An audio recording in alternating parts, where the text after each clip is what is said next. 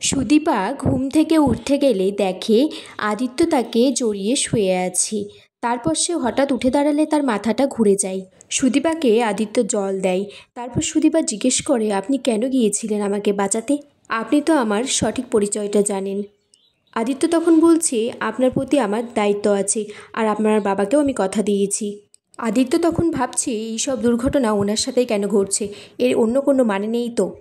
সুদীপা আদিত্যর কপালে তুলো দিয়ে ওষুধ লাগাতে গেলে বলে, থাক, আপনাকে কিছু করতে হবে না, আমি ঠিক আছি। সুদীপা জোর করে আদিত্যকে ওষুধটা তুলো দিয়ে লাগাতে গেলে তখন পরমা চলে আসে আর সেটা দেখে। পরমা বলছে, আমি হয়তো ভুল সময়ে চলে এসেছি। তখন সুদীপা বলছে, তুমি কি আমাদের জন্য খাবার নিয়ে এসেছিলে নিজে হাতে? তখন পরমা রেগে বলছে, হ্যাঁ নিয়ে এসেছিলাম, আর তুমি তো দরজাটা বন্ধ রাখতে পারতে সুদীপা। এদিকে পরমা অভ্রকে বলছে, আমি না খুব খারাপ, সারাক্ষণ সব দোষ আমার। তখন অভ্র সুদীপার মুখটাই বলে যে চুপ। তারপর পরমা তার মাকে জড়িয়ে ধরে খুব কান্নাকাটি করছে।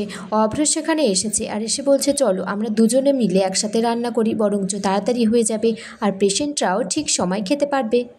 আদিত্যর বাবা তখন পরমার কাছে এসেছে আর এসে বলছে, বৌদি আসবো? ওই মেয়েকে একদম এই বাড়িতে রাখা যাবে না, ও সুস্থ হলে এখান থেকে বিদায় করতে হবে। আর বলছে যত তাড়াতাড়ি সম্ভব সুদীপাকে এই বাড়ি থেকে তাড়াতে হবে।